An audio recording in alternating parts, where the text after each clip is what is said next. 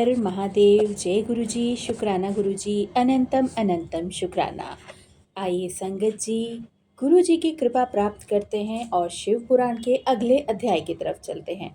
आप सबसे मेरी वही विनती रहेगी कि पाठ को बेहद ध्यानपूर्वक सुनिए। इसकी महत्ता आप सभी इस वक्त जान चुके हैं। किस प्रकार से गुरुजी ने बुरा वक्त आने से पहले ही हमें शिव पुराण का अध्याय पढ़ने की सेवा बख्शी, ताकि जो भी बुरा समय आए वो शांतिपूर्वक निकल जाए। और ऐसा ही हुआ। लेकिन संगत जी, हमें इन पुराणों से सदा जुड़े रहना चाहिए। इनसे हमें बहुत से अपने आध्यात्मिक ज्ञान की प्राप्ति होती है, जिनसे हम अनभिज्ञ होते हैं। तो आइए अगले अध्याय की तरफ चलते हैं, जिसमें आज हम जानेंगे कि देवताओं का गर्व दूर करने के लिए तेज पुंज रूपिणी उमा का प्रादुर्भाव। मुनियों ने कहा, संपूर्ण पदार्थों के पूर्ण ज्ञाता सूत जी, भुवनेश्वरी उमा के जिनसे सरस्वती प्रकट हुई थी, अवतार का पुनः वर्णन कर दीजिए। वे देवी पार ब्रह्म, मूल प्रकृति, ईश्वरी, निराकार होती हुई भी साकार तथा नित्यानंदमयी सती कही गई हैं। सूजी ने कहा, तपस्वी मुनियों, आप लोग देवी के उत्तम एवं महान चरित्र को प्रेम पूर्वक सुनिए, जिसके जानने मात्र से मनुष्य परम गति को प्राप्त हो जाता है। एक समय देवताओं और दानवों में परस्पर युद्ध हुआ। उसमें महामाया के प्रभाव से देवताओं की जीत हो गई। इससे देवताओं को अपनी शूर वीरता पर बड़ा ही गर्व हुआ। वे आत्म प्रशंसा करते हुए इस बात का प्रचार करने लगे कि हम लोग धन्य हैं, धन्यवाद के योग्य हैं। असुर हमारा क्या ही कर लेंगे। वे हम लोगों का अत्यंत दुस्सह प्रभाव देखकर भयभीत हो भाग चले। भागो भागो चिल्लाने लगे। ये कहते हुए पाताल लोक में वो लोग घुस गए। हमारा बल अद्भुत है, इसमें आश्चर्यजनक तेज है। हमारा बल और तेज दैत्य कुल का विनाश करने में समर्थ है। अहो, देवताओं का कैसा सौभाग्य है। इस प्रकार वे जहां तहां डींग हाँकते रहते हैं। तदंतर उसी समय उनके समक्ष तेज का एक महान पुंज प्रकट होता है, जो पहले कभी देवताओं में देखने में ही नहीं आया। उसे देखकर सब देवता विस्मय से भर गए। वे रूंधे हुए गले से परस्पर पूछने लगे कि यह क्या है, यह क्या है। उन्हें यह पता नहीं था कि वह श्यामा उमा भगवती का उत्कृष्ट प्रभाव है, जो देवताओं का अभिमान चूर्ण करने वाला है।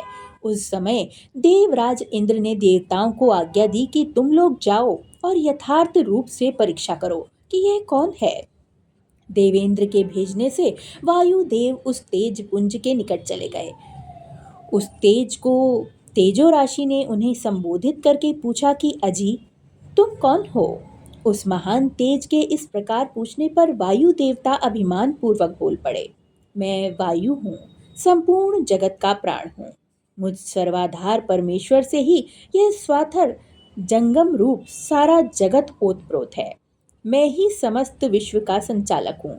तब उस महातेजन ने कहा, वायु, यदि तुम जगत के संचालन में समर्थ हो तो यह तृण रखा हुआ है, इसे अपनी इच्छा के अनुसार चलाओ तो सही।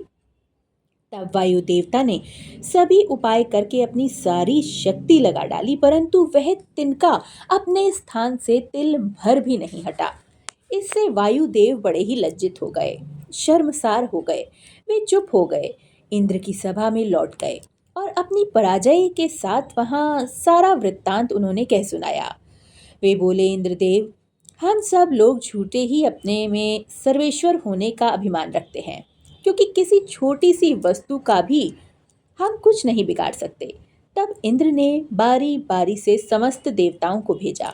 जब वे उसे जानने में समर्थ ना हो सके, तब इंद्र स्वयं चले गए। इंद्र को आता देख वह अत्यंत दुस्सह तेज तत्काल अदृश्य हो गया। इससे इंद्र बड़े विस्मित हुए और मन ही मन बोले, जिनका ऐसा चरित्र है उसी सर्वेश्वरी की मैं शरण लेता हूँ। सहस्त्र नेत्रधारी इंद्र बारंबार इसी भाव का चिंतन करने लगे। इसी प्रकार इसी समय निश्चल करुणामय शरीर धारण करने वाली सच्चिदानंद स्वरूपिणी शिवा प्रिया उमा उन देवताओं पर दया करके और उनका गर्व हरने के लिए चैत्र शुक्ला नवमी को दोपहर में वहां प्रकट हुई। वे उस तेज पुंज के बीच में विराज थीं, अपनी कांति से दसों दिशाओं को प्रकाशमान कर रही थीं और समस्त देवताओं को सुस्पष्ट रूप से यह जता रही थी कि मैं साक्षात पार ब्रह्म परमात्मा ही हूँ।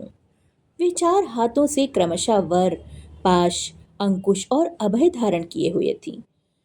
श्रुतियां साकार होने होकर उनकी सेवा करती थीं। वे बड़ी रमणीय दिखती थीं तथा अपने नूतन यौवन पर उन्हें गर्व था। वे लाल रंग की साड़ी पहने हुए थीं, लाल फूलों की माला तथा लाल चंदन से उनका श्रृंगार किया गया था। वे कोटि कोटि कंदर्पों के समान मनोहारिणी तथा करोड़ों चंद्रमाओं के समान चटकीली चांदनी से सुशोभित थीं। सबकी अंतर्यामिणी, समस्त भूतों की साक्षिणी तथा पार ब्रह्म स्वरूपिणी उन महामाया ने इस प्रकार बोला। उमा बोली, मैं ही पार ब्रह्म परम ज्योति प्रवण रूपिणी तथा युगल रूप धारिणी हूँ। मैं ही सब कुछ हूँ। मुझसे भिन्न कोई पदार्थ नहीं है। मैं निराकार होकर भी साकार हूँ। सर्वतत्व स्वरूपिणी हूँ। मेरे गुण अतक्रिय हैं। मैं नित्य स्वरूपा तथा कार्य कारण रूपिणी हूँ। मैं ही कभी प्राण वल्लभा हूँ, प्राण वल्लभ का आकार भी धारण करती हूँ और कभी प्राण वल्लभ पुरुष का, कभी स्त्री का और पुरुष दोनों रूपों में एक प्रकट हो जाती हूँ। यही मेरा अर्धनारीश्वर रूप है। मैं सर्व रूपिणी ईश्वरी हूँ। मैं ही सृष्टिकर्ता ब्रह्मा हूँ। मैं ही जगत पालक विष्णु हूँ तथा मैं ही संहार करता रुद्र हूँ। संपूर्ण विश्व को मोह में डालने वाली महामाया मैं ही हूँ। काली, लक्ष्मी और सरस्वती आदि संपूर्ण शक्तियाँ तथा ये सकल कलाएं मेरे ही अंश से प्रकट हुई हैं। मेरे ही प्रभाव से तुम लोगों ने संपूर्ण दैत्यों पर विजय प्राप्त की है। मुझ सर्व विजयी को ना जानकर तुम लोग व्यर्थ ही अपने को सर्वेश्वर मान रहे हो। जैसे इंद्रजाल करने वाला सूत्रधार कठपुतली को नचाता है, उसी प्रकार मैं ईश्वरी ही समस्त प्राणियों को नचाती हूँ। मेरे भय से हवा चलती है। मेरे भय से ही अग्नि देव सबको जलाते हैं तथा मेरा भय मानकर ही लोकपाल गण निरंतर अपने अपने कर्मों में लगे रहते हैं। मैं सर्वथा स्वतंत्र हूँ और अपनी लीला से ही कभी देव समुदाय को विजयी बनाती हूँ तथा कभी दैत्यों को माया से परे जिस अविनाशी परात्पर धाम का श्रुतियों में वर्णन करती हूँ। वह मेरा ही रूप है। सगुण और निर्गुण ये मेरे दो प्रकार के रूप माने गए हैं। इनमें से प्रथम तो माया युक्त है और दूसरा माया रहित। देवताओं, ऐसा जानकर गर्व छोड़ो और मुझ सनातनी प्रकृति की प्रेम पूर्वक आराधना करो। देवी का यह करुणामय करुणा युक्त वचन सुनकर देवता भक्ति भाव से नतमस्तक हो गए। मस्तक झुकाकर उन परमेश्वरी की स्तुति करने लगे। जगदीश्वरी, क्षमा करिए परमेश्वरी, प्रसन्न होइए मात। ऐसी कृपा कीजिए जिससे फिर कभी हमें गर्व ना हो। तब से सब देवता गर्व छोड़ एकाग्रचित हो पूर्वतः विधि पूर्वक उमा देवी की आराधना करने लगे। ब्राह्मणों, इस प्रकार मैंने तुमसे उमा के प्रादुर्भाव का वर्णन कर दिया है, जिसके श्रवण मात्र से परम पद की प्राप्ति हो जाती है। हर हर महादेव। जय गुरु जी, शुक्राना गुरु जी, अनंतम अनंतम शुक्राना। हे महादेव, मेरे ये सर्वत्र भले की कामना से ये जो पाठ की सेवा चल रही है, मैं आपसे यही प्रार्थना करती हूँ कि इस पाठ का संपूर्ण फल सर्वत्र भले में जाए। यह पाठ जिस जिस घर में पढ़ा जाए, सुना जाए या अथवा दूसरों को सुनाया जाए, उन घरों में कभी भी काल प्रवेश ना कर पाए। इस देश में जो भी आपदाएं हैं, उन सबको शांत कीजिए महाप्रभु। आने वाला वक्त भयानक ना हो। आपकी कृपा से बहुत ही आनंददायक सबका जीवन हो। सभी पितरों को संतुष्ट स्थान प्राप्त हो। पृथ्वी पर विचरने वाले छोटे छोटे जीव जंतुओं का भी कल्याण हो। इस सर्वत्र विश्व का कल्याण करना प्रभु।